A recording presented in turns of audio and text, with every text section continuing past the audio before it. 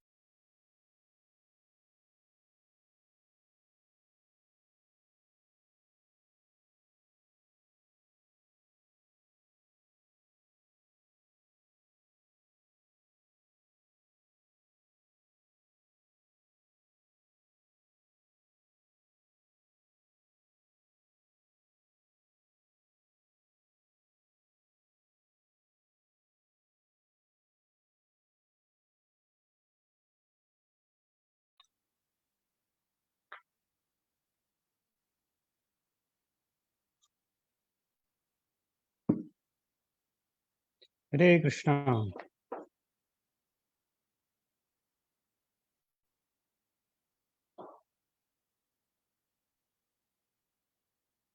Is it audible?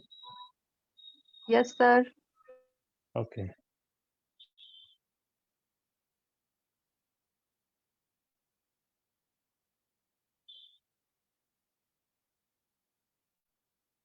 We'll start our session.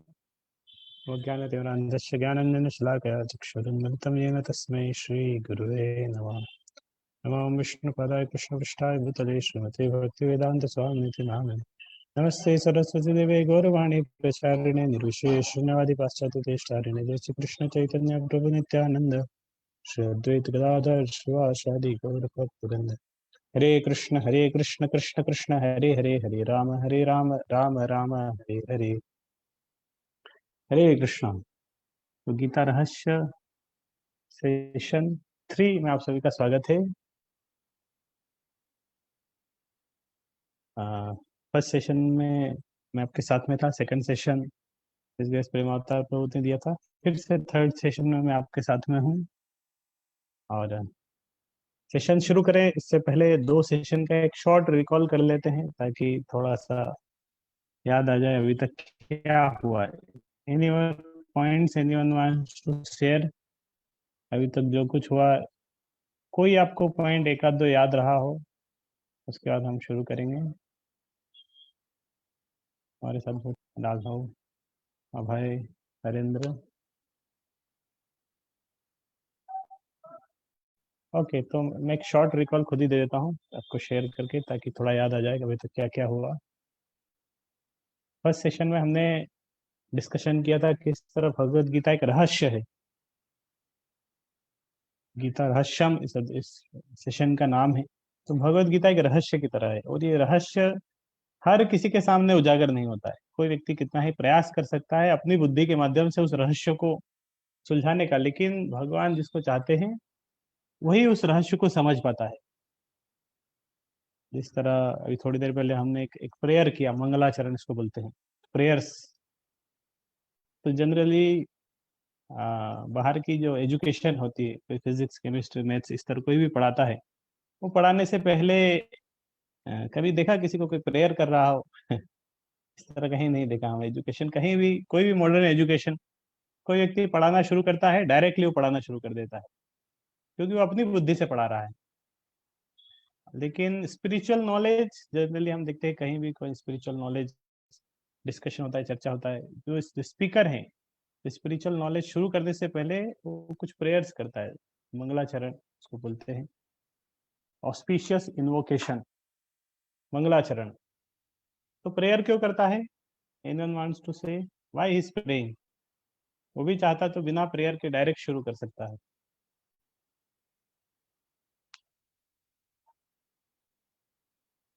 Can type also why. Yes, the answer is coming. Mercy of God, yes, to connect from Bhagwan. yes.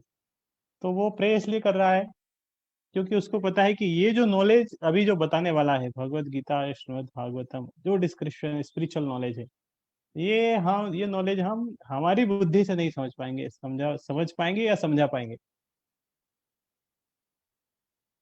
हाँ, राघव ने बताया भगवान और गुरुजनों को याद करते हैं। गुड।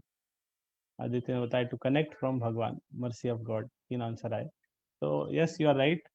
तो क्योंकि ये जो नॉलेज है Bhagavad Gita, this is like, ये रहस्य है। तो ये रहस्य को उजागर करने के लिए, इसको समझने के लिए क्या चाहिए? वी नीड द ब्लेसिंग्स, क्योंकि भगवान का दिया हुआ नॉलेज है, उसको समझने के लिए या उसको बताने के लिए इसलिए जो भी स्पीकर है उससे पहले वो इन्वोकेशन, ऑस्पिशियस प्रेयर, मंगलाचरण उसको बोलते हैं, वो डिसाइड करता है।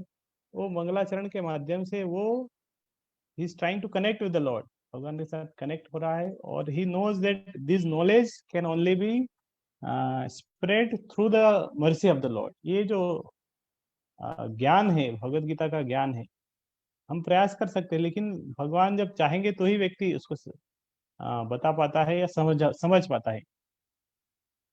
और एक और आंसर है अच्छे से जीवन में अनुसरण करने के कर सकते हैं। यस।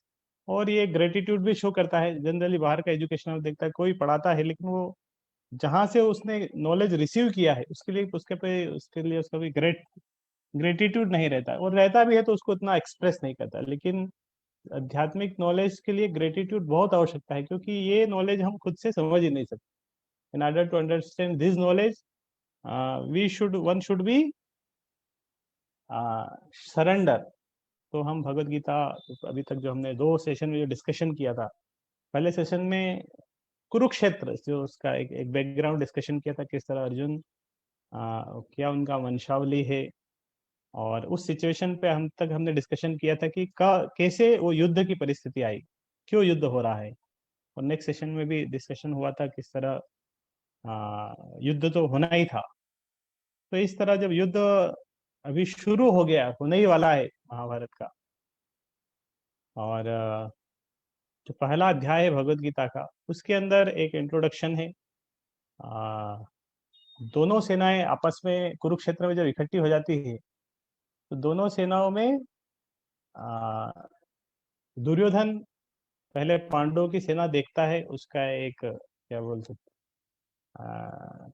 एनालिसिस करता है उस वो सेना का।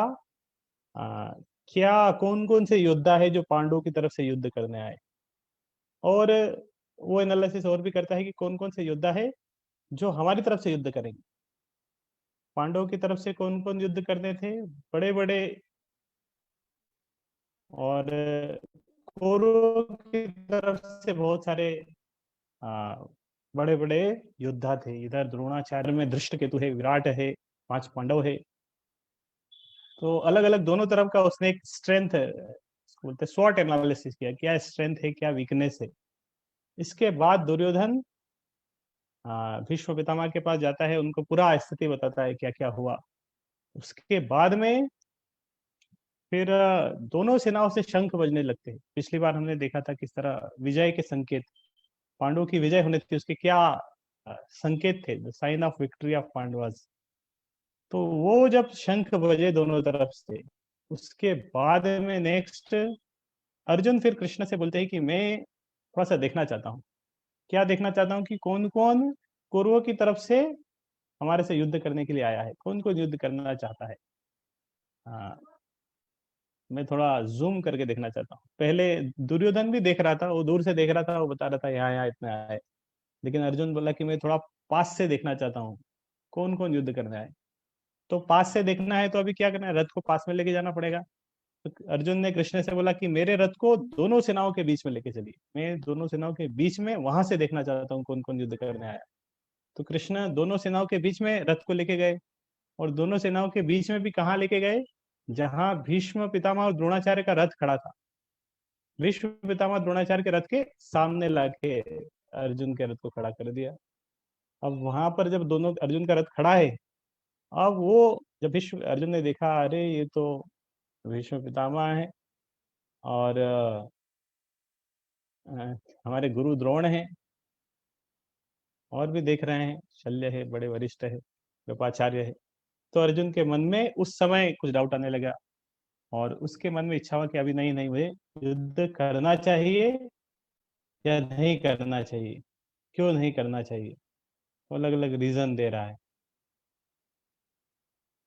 तो अर्जुन ने क्या क्या रीजन दिए क्यों युद्ध नहीं करना चाहिए, किसी ने भगवत गीता पढ़ा है, कोई बताना चाहेंगे क्या रीजन दे रहा था अर्जुन युद्ध नहीं करना चाहता हूँ। पिछली बार भी शायद डिस्कशन हुआ था इस पॉइंट पे, टाइप कर सकते हैं, क्यों अर्जुन युद्ध नहीं करना चाह रहा था। सर क्योंकि जो उनके समक्ष जो सेना थे वो उनके अपने ही लोग, और वो हाँ, अपनों को मारना नहीं चाहते थे। हाँ, एक कारण ये है, अर्जुन ने देखा ये तो हमारे परिवार वाले हैं, और इनको अगर मार देंगे, तो अर्जुन ने रीजन दिया था कि फिर मैं भोग करके क्या करूंगा, मैं अगर राज्य सिंहासन बनता हूँ तो इंजॉयमेंट तो करेंगे, तो सबके साथ में करेंगे, लेकिन कोई रहेगा ही नहीं, तो मैं राजा बन के क्या करूंगा।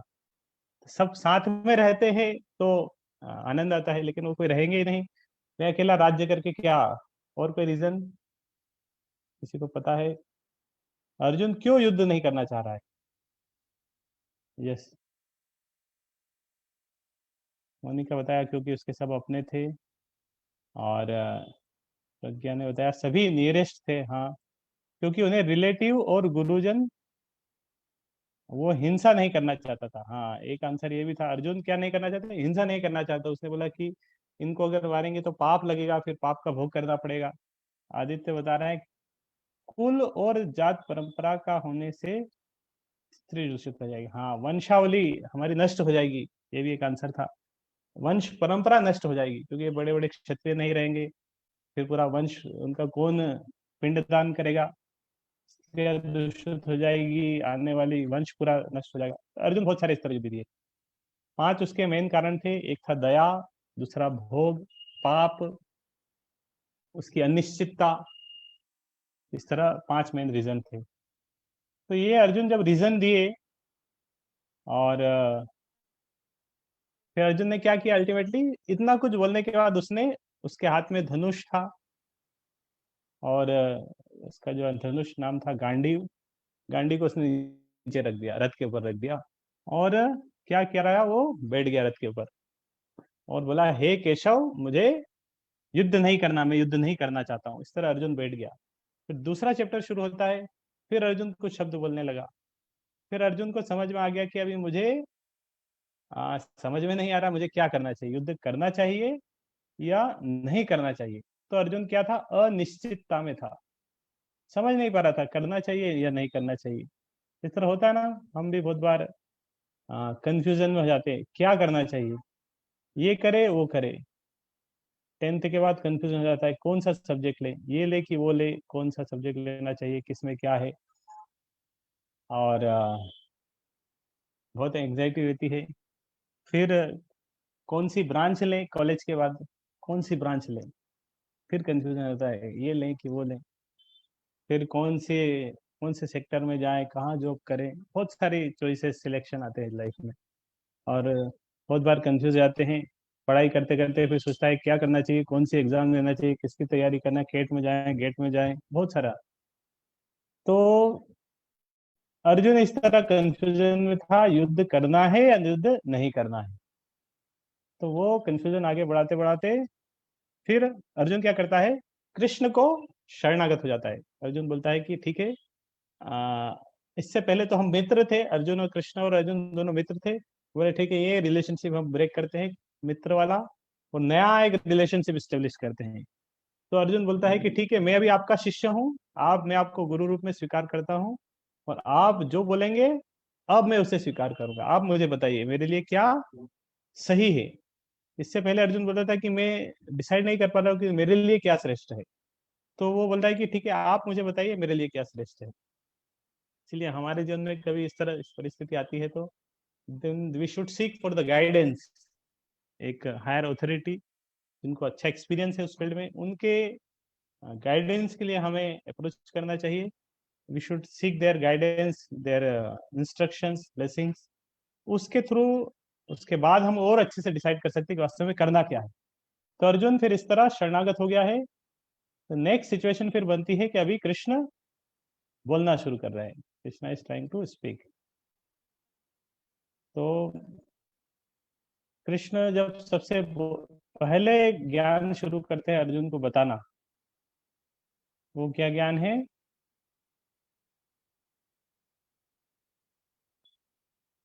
तो मेनली आज हम इस पॉइंट से डिस्कशन हमारा शुरू करेंगे, और जो अर्जुन, भगवान कृष्ण ने अर्जुन को बताया, वो इसी के आगे पीछे नॉलेज है।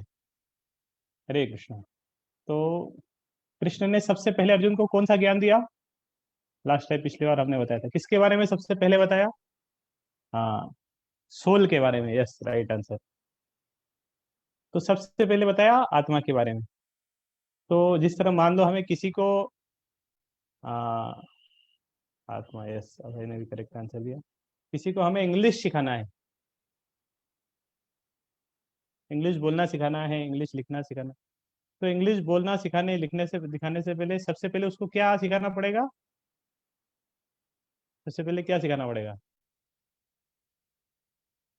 एकदम शुरुआत करेंगे तो अल्फाबेट्स, यस, ABCD, यस। तो क्योंकि हम डायरेक्ट अगर उसको 10 शुरू कर देंगे, उसको ABCD अल्फाबेट पता ही नहीं है, और डायरेक्टली अगर हम उसको पढ़ाना शुरू कर देंगे, चलो पास्ट टेंस फ्यूचर टेंस ये है वो है, तो उतना सही नहीं है, वो उसको उतना समझ में नहीं पाएगा। तो एकदम बेसिक से शुरुआत करना पड़ेगा कि ये चीजें हैं क्या, किससे मिलके बनी होती है, नहीं तो समझ नहीं पाएंगे। तो अल्फाबेट अगर सीख जाएगा तो उसके ऊपर धीरे धीरे धीरे बाकी सारा नॉलेज भी दे सकते। तो कृष्ण ने अर्जुन को जब शुरुआत किया, बहुत कुछ बताना है, लेकिन एक बेसिक से शुरू करेंगे।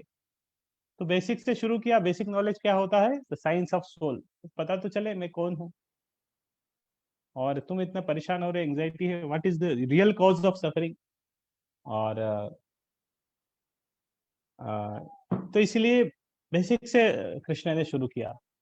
तो पहले बताया कि तुम शरीर नहीं हो, आत्मा हो, और वो अगर जान जाएंगे तो बाकी तुम्हारी समस्याएं हो जाएगी। तो ये टॉपिक हम यहीं रखते हैं, फिर से इसी टॉपिक पे आएंगे, उससे पहले एक दूसरा डिस्कशन करेंगे। What are the cause of suffering. हमारे जीवन में बहुत सारी समस्याएं आती है। लास्ट टाइम हमने डिस्कशन किया था what is the cause of happiness.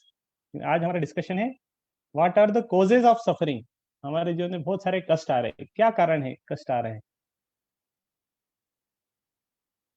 What is the reason why we are suffering.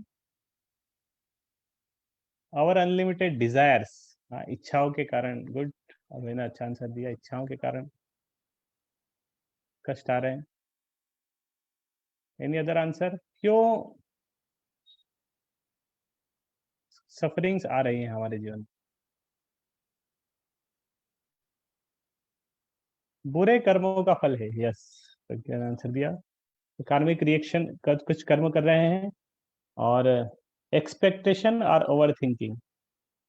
तो हमारी कुछ आशाएं रहती है, हम ज्यादा सोचते हैं, ज्यादा हमारी एक्सपेक्टेशन होती है, मेरे 99% आना चाहिए, लेकिन 95 आते हैं, तो हम बस बहुत दुखी हो जाते हैं, क्यों नहीं आए। इंद्रिय भोग, यस, भगवत गीता बोलती है सेंस इंजॉयमेंट अगर करेंगे तो वो आगे चल के कॉज ऑफ सफरिंग बनता है। एक और आंसर है क्योंकि हम कृष्ण को भूलकर भौतिकता के पीछे भाग रहे हैं। Yes, this is also correct answer. हम कृष्ण को छोड़ के बाकी चीजों में जा रहे हैं, इसलिए इसीलिए एक स्टोरी बताया था पिछले बार में। एक व्यक्ति गन्ने की जगह बांस, बम्बू से जाके वो प्रयास कर रहा है कि उससे उसे खुशी मिले। राघव प्रकाश राघव ने बताया uncontrolled mind. Yes, this is also correct answer. Uncontrolled mind सारी समस्याओं का कारण है, अनियंत्रित मन।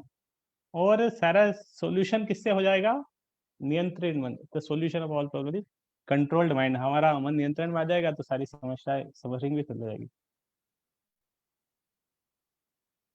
एक आंसर आया, जीवन में अंधेरा लग ही रहा है, अंधेरा है उसको बोलेंगे, और करेक्टली बोले ignorance. We are thinking we are body. Yes, एक नया आंसर है, वी आर थिंकिंग। हम सोच रहे हैं कि हम शरीर हैं, फिर उसको केंद्र में रखकर बहुत कुछ कर रहे हैं, हम अपने आप को ही नहीं समझ रहे हैं। This is also same thing, हम अपने आप को नहीं समझ रहे हैं। अवर रॉन्ग डिजायर, हमारी गलत इच्छाएं। गुड, तो आप सबका बहुत अच्छे अच्छे आंसर दिए। क्या हमारे जीवन में अलग अलग कष्ट, तो लगभग लगभग सभी सही आंसर है। और फिर भी हम एक दूसरे से एंगल से इसको सोचेंगे, द कॉजेज ऑफ सफरिंग।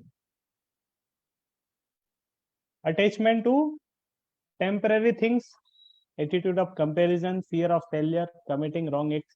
तो ये अटैचमेंट में जो जो आंसर दिए थे कि हम शरीर शरीर नहीं है आत्मा, वो सारे आंसर इसमें आ जाते हैं, क्योंकि हम we are attached to the body, we are attached to बहुत सारी चीजों से अटैच्ड हैं।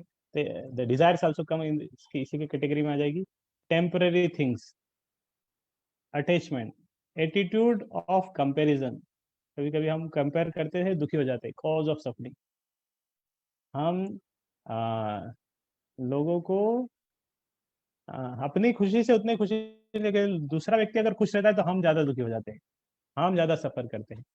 एक बार हम लोगों के कोई दूसरे व्यक्ति का मान लो मुझे मेरा अच्छा रिजल्ट आया, 80% बने, तो मुझे बहुत खुश होना चाहिए, हाँ 80% बने, लेकिन मेरे साथ मेरे फ्रेंड्स के 85 बन गए, तो मुझे दुखी हो जाता है उसके 85 क्यों बन गए।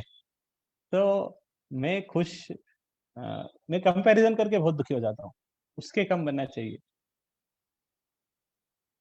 और अगर मेरे 60 बने हैं और उसके अगर 55 बने तो मैं खुश हो जाता, अरे मेरे 60 बने।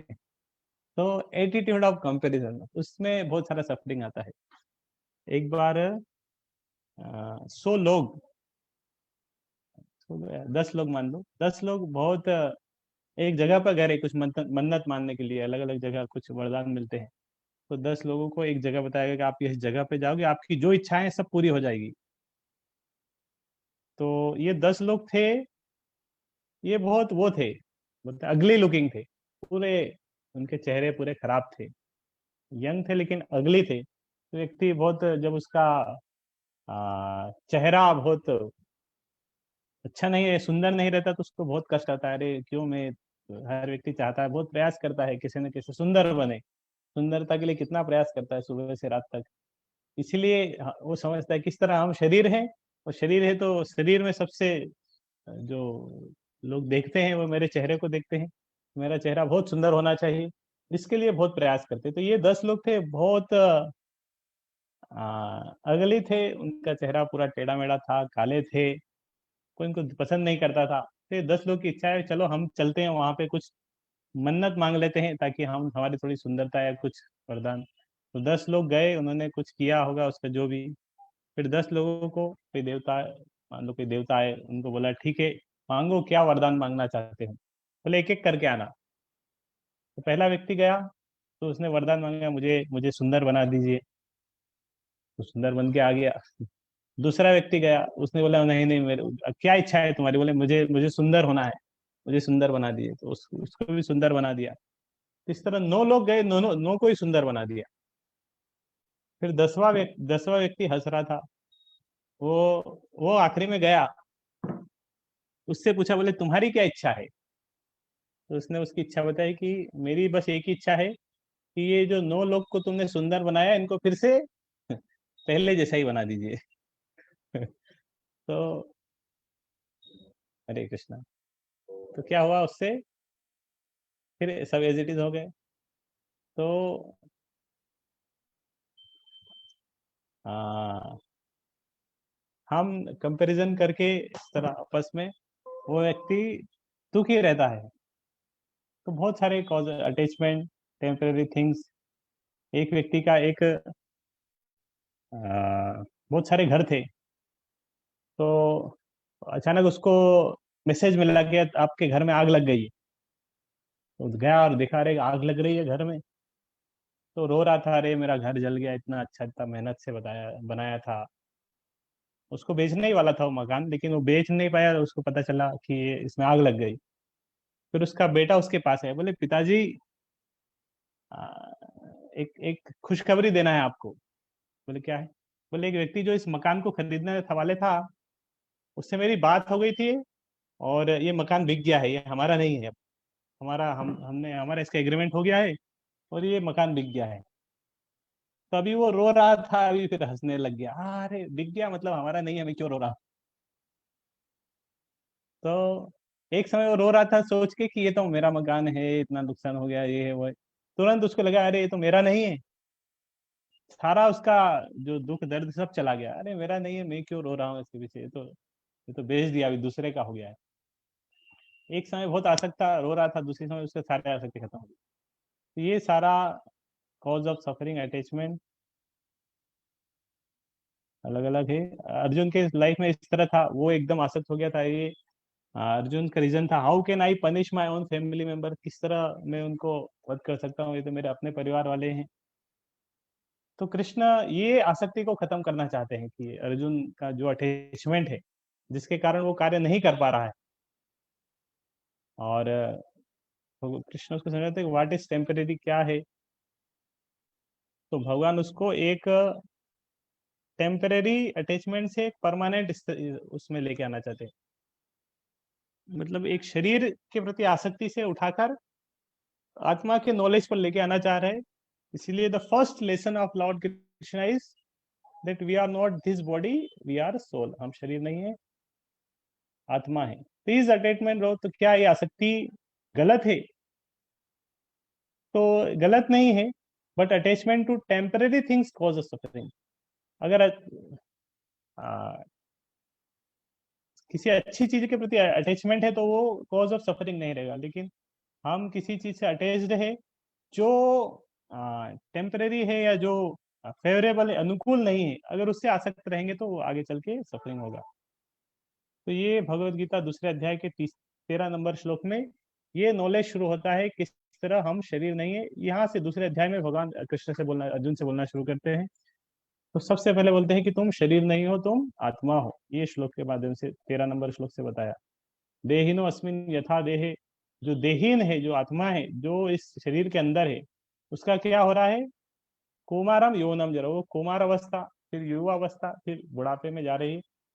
तथा देहांतर प्राप्ति, इस तरह क्या होता है आगे चल के शरीर बदल लेती है। धीरज तत्र न मोहयति, इस तरह परिवर्तन से जो धीर व्यक्ति है, सोबर पर्सन है, वो उससे चैन से परिवर्तित नहीं होता है। तो फिर आता है हमारे एक वास्तविक आइडेंटिटी क्या है, देही एंड देह। देही मतलब होगा शरीर, देह के अंदर रहने वाला आत्मा, और देह है शरीर। तो शरीर अलग है, आत्मा अलग है। तो उसके अंदर और है, तो एक आत्मा है, उसके अंदर एक सूक्ष्म शरीर है, हमारा स्थूल शरीर है। ये कुछ श्लोक है। तो हमारे कितने शरीर है? 2 प्रकार के शरीर है। एक है स्थूल शरीर जो 5 तत्वों से बना है, अर्थ वाटर फायर ईथर, और सूक्ष्म शरीर 3 तत्वों से बना है, मन बुद्धि और अहंकार। Sometimes it's hard to open our hand but you need to, कि आसक्ति के कारण कभी कभी शरीर या किसी चीज हमारी इतनी आसक्ति है, हम किसी चीज को छोड़ नहीं पाते हैं। तो बहुत अच्छा मैसेज इसके थ्रू आता है। तो ये श्लोक में न जाके हम डायरेक्टली इसके ऊपर डिस्कशन करेंगे एक पीपीटी के माध्यम से।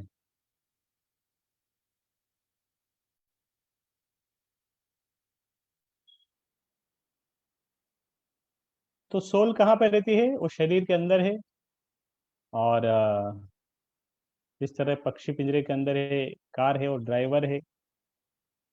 तो कंपोजिशन ऑफ बॉडी, हमारा एक शरीर है, ये बाहरी जो शरीर है, जो स्किन है, जो चमड़ी से बना है, जो हड्डी है, ये है, इसको बोलते हैं ग्रॉस बॉडी। ये 5 तत्वों से बना है, अर्थ वाटर फायर ईथर। अर्थ से हमारे शरीर के अंदर हम देखते हैं बहुत सारे कैल्शियम मैग्नीशियम अलग अलग एलिमेंट्स है। पानी, हम हमारे शरीर के अंदर बहुत सारा पानी है, पानी स्वयं पीते भी हैं हम। फायर है शरीर के अंदर, डाइजेस्टिव फायर है, जो हम खा रहे हैं फूड उसको डाइजेस्ट कर रहा है। एयर है, सांस ले रहे हैं हम, उसको छोड़ रहे हैं। ईथर, ये 5 तत्व है, अर्थ वाटर फायर एयर ईथर। और इसके अंदर एक क्या है, सूक्ष्म शरीर भी है। जिस तरह मान लो एक कोट है, कोट के अंदर क्या रहता है? शर्ट रहती है, ये शर्ट है। तो कोट है अगर ये, तो शर्ट ये है सूक्ष्म शरीर। ये सूक्ष्म शरीर 3 तत्वों से बनाता है, मन बुद्धि और अहंकार, mind intelligence and false ego. तो जब हम सोते हैं, रात को जब सो जाते हैं, तो कौन सा शरीर हमारा एक्टिव रहता है? सूक्ष्म शरीर। और ईथर के बारे में पूछा है। ईथर है, we can say it's like sound. तो इको होता है, हम बोलते हैं इस तरह आता है। एयर है तो साउंड भी इस तरह है। Fire, earth water fire air ether, sky. और सटल बॉडी है मन बुद्धि अहंकार, mind intelligence and false ego. मन बुद्धि और अहंकार, हम रात को जब सोते हैं तो हमारा कौन सा शरीर एक्टिव रहता है? सूक्ष्म शरीर। सूक्ष्म शरीर, यस। तो मन हमारा एक्टिव रहता है, माइंड इंटेलिजेंस। और ग्रॉस शरीर तो पूरा होता है, इसलिए हम ड्रीम्स देखते हैं, सपने देखते हैं, वो सूक्ष्म शरीर इसके अंदर चलता है। और इसे हम देखते हैं कि गॉड्स एनर्जीज एक है इंफीरियर सुपीरियर। तो ग्रॉस एलिमेंट, सटल एलिमेंट से ये है बाहरी शरीर बना हुआ है, अर्थ वाटर फायर एयर ईथर। और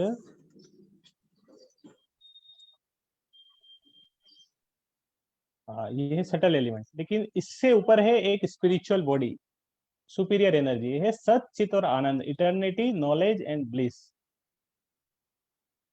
तो वो जो सच्चिदानंद है, वो वो क्या है? वो सोल है। जिस तरह हम देखते हैं कि हमारा शरीर 5 तत्वों से बना है, अर्थ वाटर फायर एयर ईथर। लेकिन उसी तरह जो आत्मा है, जो सोल है, वो किससे बनी है? अर्थ वाटर फायर एयर ईथर। किसी से, तीनों में से किसी से बनी है क्या? किसी से नहीं बनी है। तो किससे बनी है? 3 एलिमेंट से बनी है, सत चित और आनंद। तो जो शरीर का जो स्वभाव है, आत्मा का स्वभाव उसका अपोजिट है। शरीर का स्वभाव टेम्परेरी है, हम देखते हैं शरीर नष्ट हो रहा है हर समय। लेकिन आत्मा का स्वभाव क्या है?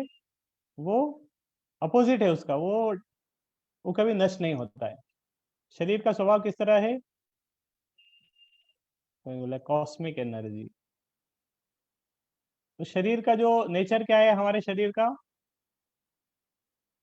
आ, ये इसका परिवर्तन हो रहा है। लेकिन आत्मा का स्वभाव क्या है? इसका परिवर्तन नहीं होता है। शरीर का स्वभाव क्या है? ये इसका जन्म हुआ है, इसकी मृत्यु हो जाएगी। लेकिन आत्मा का स्वभाव क्या है? उसकी कभी कभी मृत्यु नहीं होगी। उसको आ, पानी में डाल देंगे तो मृत्यु नहीं होगी, आग में जला देंगे तो जलेगा नहीं, शस्त्र से कटेगा नहीं। नैनम छिन्नन्ति शस्त्राणि नैनम दहति पावका न चैनम क्लेदयांत। तो शरीर का स्वभाव है, और नासवान। शरीर का स्वभाव है नाशवान। और ये जो आत्मा है इसका स्वभाव है नाशवान नहीं है, ये सनातन है। तो अभी हम नेक्स्ट जो एक और थोड़ा सा भगवत गीता से कुछ चर्चा करेंगे कि गीता रहस्य में एक रहस्य हमने देखा कि हम शरीर नहीं आत्मा है, और सूक्ष्म शरीर है मन, बुद्धि और अहंकार से। तो और फिर से हम कुछ शेयर करेंगे आपको।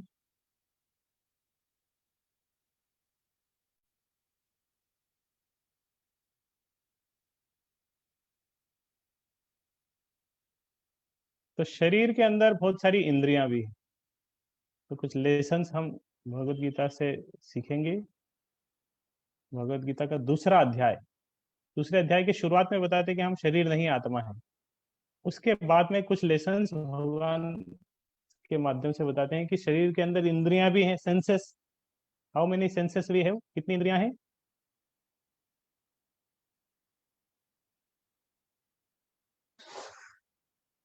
We have 5 knowledge acquiring senses. 5 knowledge acquiring senses. तो 5 हमारे नॉलेज एक्वायरिंग सेंसेस है, आंख, नाक, कान, जीवा और त्वचा। तो कोई भी ज्ञान है, मान लो कोई ज्ञान है किससे संबंधित?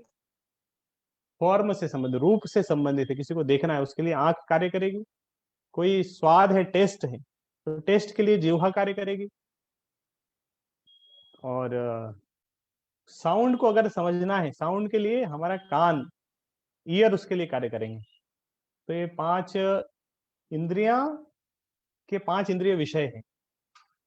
तो लाइफ लेसन से हम यहाँ से सीख सकते हैं कि किस तरह गीता के इस अध्याय में, ये कुछ श्लोकों के माध्यम से भगवान बताते हैं कि किस तरह व्यक्ति को अपने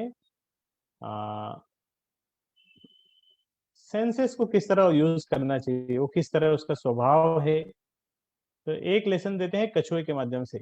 यदा संहरते चायम कुर्मो अंगानी व सर्वशः इंद्रियाणि इंद्रियार्थेभ्यस्तस्य प्रज्ञा प्रतिष्ठिता। तो ये कछुआ है, ये ऊपर वाला कछुआ देख रहे हैं आप, इसके चारों पैर बाहर निकल के, मुंह बाहर करके वो बहुत फ्रीली घूम सकता है। लेकिन जब वो देखता है अरे कोई डेंजरस सिचुएशन है, देख रहा है स्थिति पर अनुकूल नहीं है, तो क्या करता है? उसके अंगों को संकुचित कर लेता है। इंद्रियाणी इंद्रियार्थेभ्य, तो अंगों को संकुचित करके वो एक प्रोटेक्टिव जोन में आ जाता है। उसका जो शेल है वो बहुत उसको प्रोटेक्ट करता है। तो जब स्थिति अनुकूल नहीं रहती थी तो इस स्थिति में आ जाता है, जब लगता है कि फेवरेबल है फिर से वो सेंसेस को बाहर करता है, अंगों को बाहर करता है, फिर चलने लगता है। तो ये इसके माध्यम से कृष्ण बता रहे हैं कि एक जो व्यक्ति है, जो योगी है, जो स्पिरिचुअल प्रैक्टिशनर है, उसको इस तरह होना चाहिए। जो उसके सेंसेस है, आंख, नाक, कान, जीवा, त्वचा, तो हमें क्या करना चाहिए? इनको क्या फ्री छोड़ देना चाहिए क्या? 5 इंद्रियों को, आंख को क्या हमें हमेशा फ्री छोड़ देना चाहिए? कानों को क्या हमेशा फ्री छोड़ देना चाहिए? जीवा को क्या हमेशा फ्री छोड़ देना चाहिए? आंख को अगर फ्री छोड़ देंगे तो क्या होगा? आंख से कुछ भी हम देख सकते हैं, कुछ भी देखेंगे। कानों को फ्री छोड़ देंगे तो कुछ भी सुनेंगे। और जीवा अगर फ्री छोड़ देंगे, मतलब कोई उसके ऊपर रिस्ट्रिक्शन नहीं है, तो कुछ भी खाएंगे। लेकिन ये श्लोक के माध्यम से, यही दूसरे अध्याय का श्लोक है, तो कहते हैं कि जब स्थिति अनुकूल है तो उसका उपयोग करो, लेकिन स्कूल प्रतिकूल हो तो उसको कंट्रोल करो। तो यहाँ पे ये बताया सब पे कंट्रोल रखना चाहिए। हाँ, तो वन शुड कंट्रोल। तो एक एनोलॉजी बताते हैं कि हमारा शरीर किसके समान है, एक रथ के समान है, और बॉडी इज लाइक चैरियट। शरीर किसके समान है, रथ के समान। और इस रथ पर जो हमारी इंद्रियां हैं, इंद्रियां किसके समान है, रथ में क्या क्या होते हैं, क्या क्या इसके एलिमेंट्स हैं रथ के अंदर, कौन बताएंगे? टाइप कर सकते हैं। घोड़े रहते हैं रथ में, और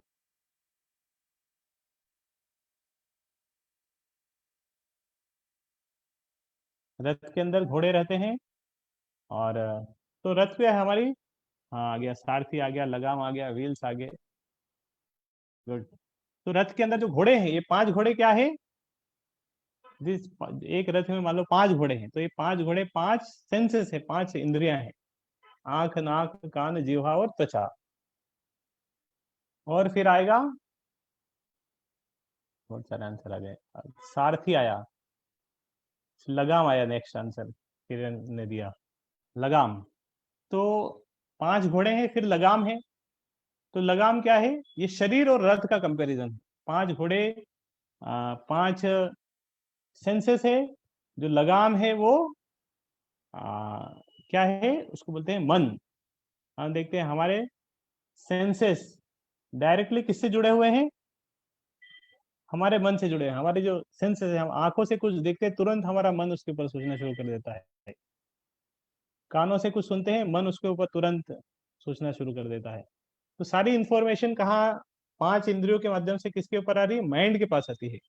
माइंड उसके ऊपर प्रोसेस करता है, प्रोसेसिंग चलती है माइंड में वो सब के ऊपर। आंखों से किसी को देखते हैं, माइंड उसके ऊपर प्रोसेस करता है, हाँ अच्छा है कि नहीं, अच्छा नहीं है, क्या है, इसको तो पिछली बार देखा था, ये तो वही है। तो माइंड के पास तुरंत सारा इंफॉर्मेशन आ जाता है। जिस तरह 5 उंगलियां हम देखते हैं, एक इस तरह कनेक्ट है, उस तरह 5 जो इंद्रियां हैं, आंख, नाक, कान, जीवा, ये जहाँ पे जो हमारा नर्वस सिस्टम के थ्रू सारा इंफॉर्मेशन जा रहा है, उसका जो सिटिंग पॉइंट है, जो सेंट्रल पॉइंट, वहां पर mind, this that is the mind sitting place, मन का सिटिंग प्लेस है। माइंड सारी चीजों को देखता है, ऑब्जर्व करता है, विचार करता है। और माइंड अगर लगाम है, तो लगाम फिर किसके हाथ में रहती है, किसके हाथ में रहती है लगाम, सारथी के हाथ में। एक आंसर आया था, सारथी। तो लगाम रहती है सारथी के हाथ में। तो वो सारथी क्या है, कौन है सारथी, हमारे शरीर बुद्धि। रूपी, हमारी सोल, कोई बुद्धि। बड़ा नहीं, सोल नहीं है, बुद्धि। बुद्धि, यस। तो जो सारथी है वो क्या है, वो बुद्धि है। सारथी है बुद्धि, मन है लगाम, और घोड़े हैं इंद्रियां। घोड़े इंद्रियां हैं, मन लगाम है, सारथी है बुद्धि। तो लगाम अपने आप में कुछ नहीं होती है।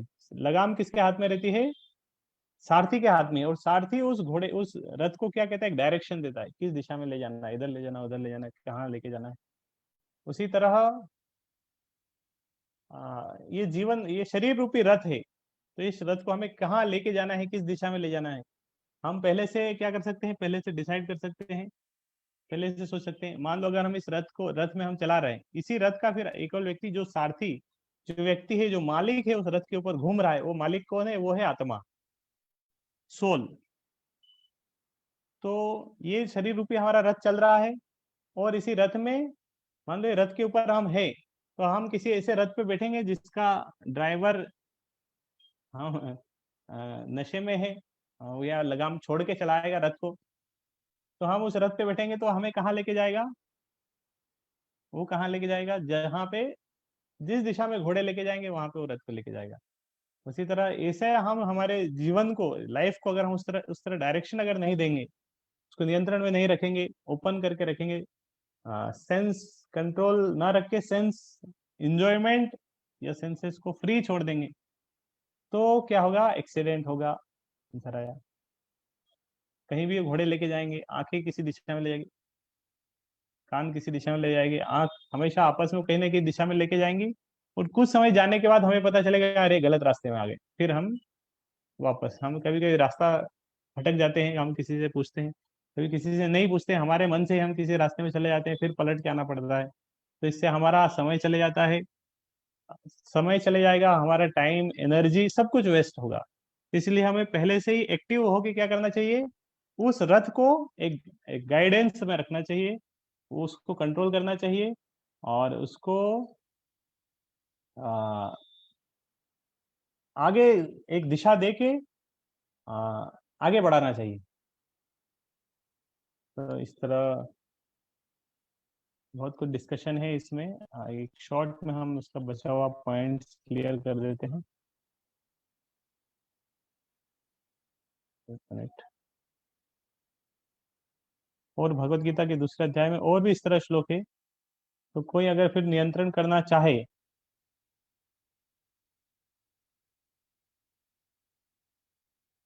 तो इंद्रिय संयम, वो सेंस कंट्रोल करना चाहिए। लेकिन भगवत गीता आगे श्लोक में बताती है कि वो इंद्रिय संयम इतना आसान भी नहीं है। विषया विनिवर्तन्ते निराहारस्य देहिना रसवर्जम रसोप्यस्य परम दृष्टवा निवर्तते। तो इस तरह ये जो सेंसेस है, सेंसेस में सेंस ऑब्जेक्ट्स के लिए हमेशा एक अट्रैक्शन रहता है, और वो अट्रैक्शन को आर्टिफिशियली कोई रोक नहीं सकता, उसको उससे बच नहीं सकता। मान लो इस तरह कोई अच्छे रेस्टोरेंट के पास से जाएगा, तो रेस्टोरेंट के पास से जाएगा और उसको अच्छी सुगंध आएगी, तो सुगंध बाहर से आएगी, जब वो सुगंध उसकी नाक तक जाएगी, नाक से वो सुगंध लिया, तुरंत वो माइंड के पास जाएगी, माइंड के अंदर में बहुत सारे डिजायर्स हैं, उसके लगे नहीं नहीं आज खा लेना चाहिए, बहुत अच्छा बन रहा है, अच्छी सुगंध आ रही है। फिर जिह्वा के माध्यम से वो जाएगा, जिह्वा के माध्यम से उसको भोग करने का प्रयास करेगा, और ये एक उसका रथ इस दिशा में जा रहा था, इस दिशा में चले जाएगा। तो हमेशा इस तरह इंद्रियों में इंद्रिय भोग को उसको एंजॉय करने का एक इच्छा बना रहता है। और जिस तरह मान लो किसी को डायबिटीज है, और डॉक्टर उसको बोल देंगे देखो तुम्हें शक्कर नहीं खाना है, तो डॉक्टर अगर केवल ये बोलेगी कि आपको शक्कर नहीं खाना है, तो उससे क्या होगा, जो डायबिटीज जिसको है, क्या उसका शक्कर के प्रति उसका उस शक्कर से उसकी रुचि खत्म हो जाएगी? क्या उसको शक्कर कड़वी लगने लगेगी? नहीं, हमेशा बढ़ेगी रुचि। उसकी शक्कर के लिए उसका जो स्वाद है अभी भी रहेगा, अभी भी उसको शक्कर खाने की इच्छा है। लेकिन डॉक्टर ने क्या एक रिस्ट्रिक्शन लगा दिया, नहीं करना है, शक्कर नहीं खाना है। लेकिन शक्कर के लिए अभी भी, शुगर के लिए उसका जो एक इच्छा है, जो डिजायर है, वो तो रहेगा। तो ये एनोलॉजी अभी हमने डिस्कशन किया, 5 घोड़े, इंटेलिजेंस, इंद्रिया विवेकी पुरुष को भी विचलित कर देती है। तो ये मन और बुद्धि, मन थी लगाम और बुद्धि था सारथी। लेकिन सामान्यतः स्थिति क्या रहती है कि बुद्धि बहुत कमजोर रहती है और मन बहुत स्ट्रांग रहता है। मतलब ये लगाम को हम हमेशा खुला छोड़ के रखते हैं। हम हमारे देखते हैं हमारा मन और बुद्धि में, मन ज्यादा स्ट्रांग है और बुद्धि कमजोर पड़ जाती है। तो मन अगर ज्यादा स्ट्रांग है, बुद्धि कमजोर पड़ गई, तो फिर क्या होगा, रथ मन के अनुसार चलेगा। जीवन रूपी रथ भी हमारे मन के अनुसार चलता है। ये 5 घोड़े हैं, ये आंख है, ये नाक है, तो अपने हिसाब से उसको चलाते हैं। इससे होता है कि ये विवेकी पुरुष भी जो उसको नियंत्रण करना चाहता है, वो भी विचलित हो जाता है। लेकिन उसका फिर एक तरीका भी है। वो तरीका क्या है, भगवत गीता बताती है, तानि सर्वाणि संयम्य युक्त आसीत मत्परः वशे ही यस्येन्द्रियाणि तस्य। तो तुम अगर इंद्रियों को नियंत्रण करना है, तो भगवान बोल रहे हैं कि तानि सर्वाणि, उसको क्या करना है, उसको उपयोगी करना है। लेकिन युक्त आसित मत पर, मेरे आ, मेरे अनुसार या मेरी सेवा में, या उसको संयमित करके युक्त आसित पर, मेरे लिए उसका उपयोग करो। तो इसलिए क्या बोले, वशे ही यशेंद्र, वो नियंत्रण में तो आएगा, और नियंत्रण में भी आ जाएगा, और उसको एक उच्च स्वाद भी मिलेगा। मान लो हमें आंखों से हमें कुछ देखने से बचना है, जो सही नहीं है, जो उचित नहीं है, वो देखने से बचना है। तो क्या करना है, कुछ अच्छा कुछ देखेंगे, एक तो हम बोल सकते हैं नहीं नहीं मैं कुछ देखूंगा नहीं, दूसरा ये बोलेगा नहीं मैं देखूंगा, लेकिन क्या देखूंगा? जो अनुकूल है, भगवान का कितना सुंदर रूप है, किस तरह सुंदरता है, all attractive, Krishna is all attractive. तो वो सुंदरता देख सकते हैं, उसके ऊपर मेडिटेट कर सकते हैं, और भी इस तरह बहुत कुछ है देखने के लिए। तो एक हमारी जो सेंसेस है, इंद्रियां हैं, उसको एक नकारात्मक दिशा या नकारात्मक एंगेजमेंट में जिसमें लगे हुए हैं, वहां से उठा के उसको हम रोक नहीं सकते, कंट्रोल नहीं कर सकते। कंट्रोल करेंगे तो और अनकंट्रोल हो जाता है। ये इस तरह भी स्वभाव होता है। तो अनकंट्रोल एकदम कंट्रोल नहीं कर सकते, लेकिन उसको हम डायरेक्शन चेंज कर सकते हैं। अभी वो जिस दिशा में है, नेगेटिव डायरेक्शन में, उसको एक पॉजिटिव डायरेक्शन में ला सकते हैं।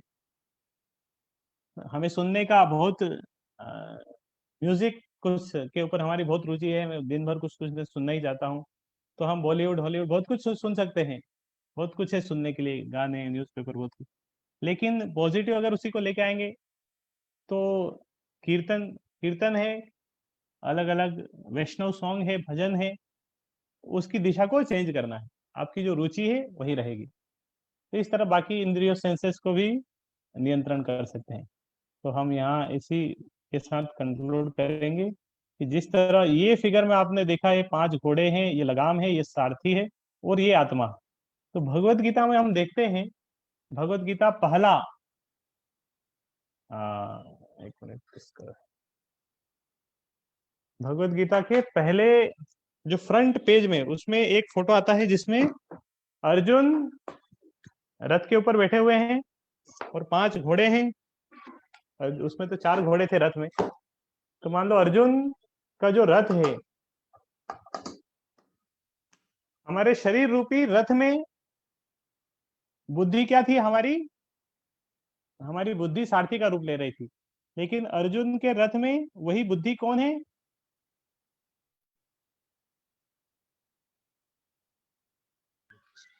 शकुनी मामा। शकुनी मामा नहीं है। कृष्ण श्री जी। कृष्ण, श्री कृष्ण, कृष्णा। श्री कृष्ण, अर्जुन का रथ कौन चला रहा है? कृष्ण चला रहे हैं। कृष्ण। तो लेकिन हमारे जो जीवन रूपी, आपने देखा कि यहाँ बुद्धि क्या है? सारथी का कार्य कर रही है। तो हमारी जो बुद्धि सारथी का कार्य कर रही है, वही अर्जुन के रथ में, उसी अर्जुन के जो रथ है उसको चलाने के लिए वो बुद्धि का कार्य कौन है? कृष्ण। मतलब ये कृष्ण अर्जुन को गाइडेंस दे रहे हैं, ठीक है इधर चलो। और अर्जुन भी क्या उनसे गाइडेंस मांग रहा है, और कृष्ण अर्जुन को गाइडेंस दे रहे हैं, डायरेक्शन दे रहे हैं, उस रथ को एक सही दिशा में लेके जा रहे हैं। तो कंक्लूजन निकल के आता है आज के सेशन का कि we should seek for the guidance. जिस तरह अर्जुन इस परिस्थिति में था, उसको समझ में नहीं आ रहा था क्या करना चाहिए क्या नहीं करना चाहिए, कंफ्यूजन में है। फाइनली उसने कृष्ण को सरेंडर किया और कृष्ण से गाइडेंस लिया। और इसी तरह हमारे जीवन रूपी रथ को भी एक सही दिशा देने के लिए, उसे एक सही मार्ग में लेने के लिए, हमारे शरीर को, हमारे मन को, हमारी बुद्धि को, हमारी इंद्रियों को, ये शरीर रूपी रथ को भी एक सही मार्ग में ले जाने की आवश्यकता है। लेकिन वो मार्ग में तभी ले जा पाएंगे जब हमारी बुद्धि स्ट्रांग होगी, क्योंकि वो बुद्धि से ही हम मन को नियंत्रण कर पाएंगे, उसी से इंद्रियां जुड़ी है। लेकिन वो बुद्धि को नियंत्रण करने के लिए, बुद्धि को स्ट्रांग करने के लिए, अब बुद्धि को स्ट्रांग कैसे करेंगे? उस कुछ सर शरीर तो अच्छा कुछ खाने से शरीर हष्ट पुष्ट हो जाता है, लेकिन बुद्धियां हष्ट पुष्ट कैसे होगी? जब हम बुद्धि को कुछ इनपुट देंगे। और बुद्धि का इनपुट क्या होगा? बुद्धि से अगर हम मूवी देखेंगे तो स्ट्रांग नहीं होगी। तो बहुत बुद्धि को कुछ ऐसी दिशा में ले जाके उसका वो कमजोर भी हो जाती है, वीक हो जाती है। लेकिन बुद्धि से अगर भगवत गीता के ज्ञान को समझेंगे, किसी से अच्छा गाइडेंस लेंगे, गीता भागवत वैदिक नॉलेज को पढ़ेंगे, स्क्रिप्चर्स पढ़ेंगे, स्टोरीज पढ़ेंगे, उनसे लेसन समझेंगे, उद्दीपन जैसा प्रोग्राम अटेंड किया अपने, लाइफ लेसन हम उससे समझेंगे, उसको प्रैक्टिकली अप्लाई करेंगे, तो उससे क्या होगा? हमारी our intelligence will become strong. With the help of that intelligence, we will be able to control our mind and will be able to control our senses also. So this is the conclusion of our today's session. Hare Krishna, Krishna Krishna, Hare Hare, Hare Ram, जय Shri Hare Ram, Krishna. Hare Krishna. किसी का कोई प्रश्न? हरे कृष्ण।